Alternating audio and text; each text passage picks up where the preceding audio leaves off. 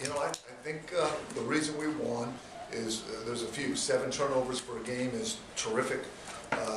Our big guy's doing a good job and battling Higgins because he could have done even more damage, and battling a big, strong team with an elite rebounder to just like even on the boards was really significant.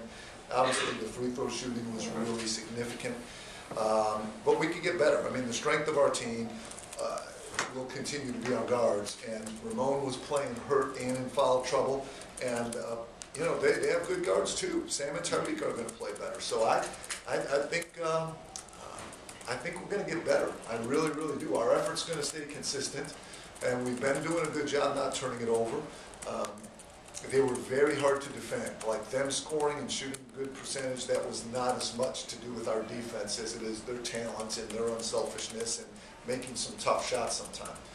So I just think we didn't play great, and we beat a great team because we didn't turn over, made some free throws, and our big guys did some good things.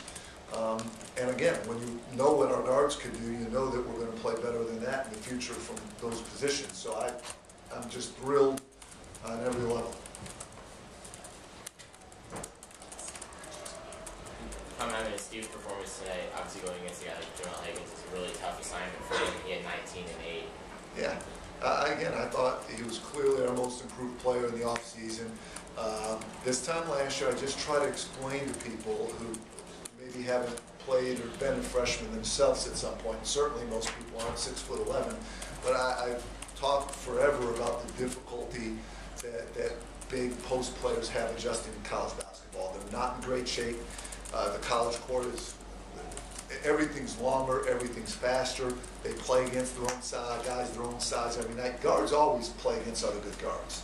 But there's not many good big guys out there. They're just not used to going up against guys like that every night. And of course, fundamentally, they have to do so many things other than just stand near the basket like most big guys do in high school. So Steve learned, and he worked, and he's been tough, and he's been motivated. Probably most importantly, he got in great shape. I mean, he was able to play 38 minutes, and he could have went longer.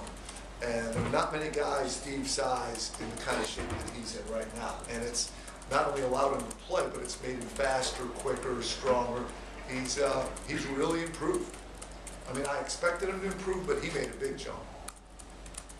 Ramon obviously was in a lot of foul trouble. You also mentioned he was a little banged up. Yeah, he fell on his hip really hard Monday. Went up to block a shot and somersaulted over someone's shoulder and fell on his hip from 4 feet up in the air.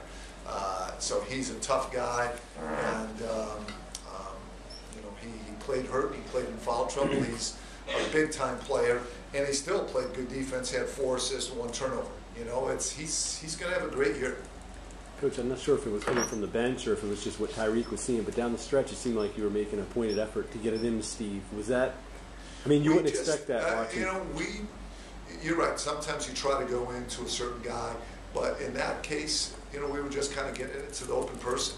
Steve was posting up strong, and he had people on his back, and our guys play unselfishly the great majority of the time, and I just think they threw it to the open guy, and Steve was open because he's a big target, and he was posting up strong.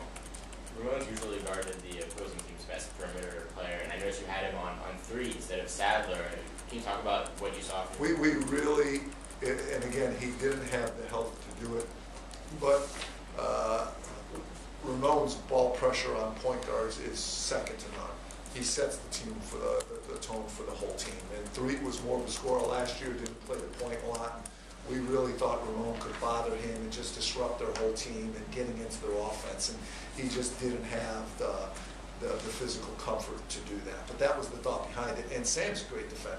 And again, we switch so much on defense that who guards the best player is a pretty overrated thing in our program. It's we switch on screens, so different guys end up on good players, and we expect them all to be good defenders. Coach, can you comment on the atmosphere and fan support you got today? Yeah, now coaches look at a lot of things in terms of what makes a team good, what makes a program successful. And if you look at the RPI from any year and look at the NCAA and NIT teams, you see teams that are average on the road, you see teams with losing records on the road, but they all win at home. It's non-negotiable. You could go on the road and lose some games. You could even be be a team that struggles on the road, but you have to have a great home court advantage and a great record at home. And the reason we're now, I think, 19-3 in our last 22 home games is we have good players, but our atmosphere now is really good. Our students were terrific.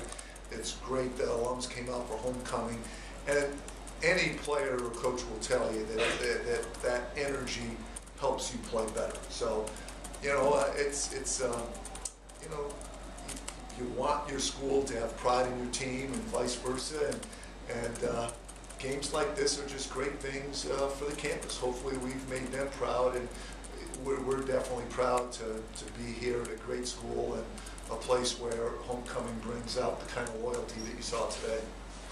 You think the fact that you don't only have good players, but it seems like you have somewhat likable players, is that? You know, we got away from the good kid thing. You know, there was an old joke that they said for us years ago that, you know, they say, oh, he's a good guy. He was in the holdup, but he didn't have the gun. He just drove the good getaway car. He's a good guy. He's not that bad. You know, everything's been watered down in our society. So good really means average. Good means that you aren't a criminal. And certainly we need better than that. And everyone wants better than that. We have great kids. We don't have good kids. We have great kids. They're not perfect. We talked about them not doing anything foolish tonight. But I think they're great kids. They're easy to coach. They're a pleasure to be around.